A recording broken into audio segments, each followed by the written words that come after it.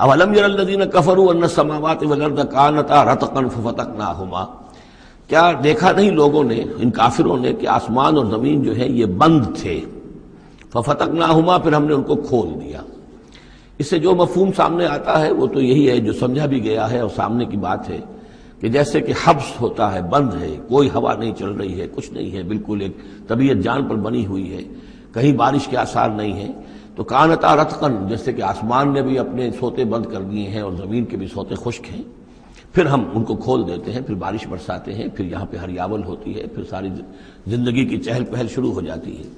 لیکن اسی میں ایک اشارہ ادھر بھی ہے کہ جب یہ بگ بینگ کے بعد جو ایک بہت بڑا ماس وجود میں آیا ہے، وہ ایک ہوموجینس ماس تھا، اس میں کوئی ڈفرینسیشن نہیں تھی،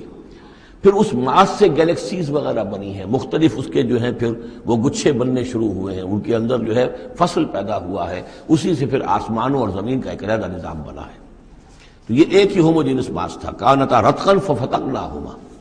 وجعلنا من الماء كل شيء حي، اور ہم نے پانی ہی سے ہر شے کو جاندار بنایا، یعنی خلقنا نہیں ہے یہاں، جعلنا۔ حیات جو ہے اس زمین کے اوپر جو بھی حیات ہے، چاہے نباتاتی ہو چاہے حیواناتی ہو، مبدأ حیات پانی ہے، مادہ تخلیق مٹی ہے، اور مٹی اور پانی سے مل کر جو گارا بنا، وہ گارا پھر تین بنا، تین لازب بنا، پھر حمأ مسنون بنا، پھر صلصال من حمأ مسنون بنا، پھر صلصال کالفخار بنا، ان سب سے پھر یہ سب کچھ وجود میں آیا، لیکن مبدأ حیات جو اس میں وہ پانی ہے۔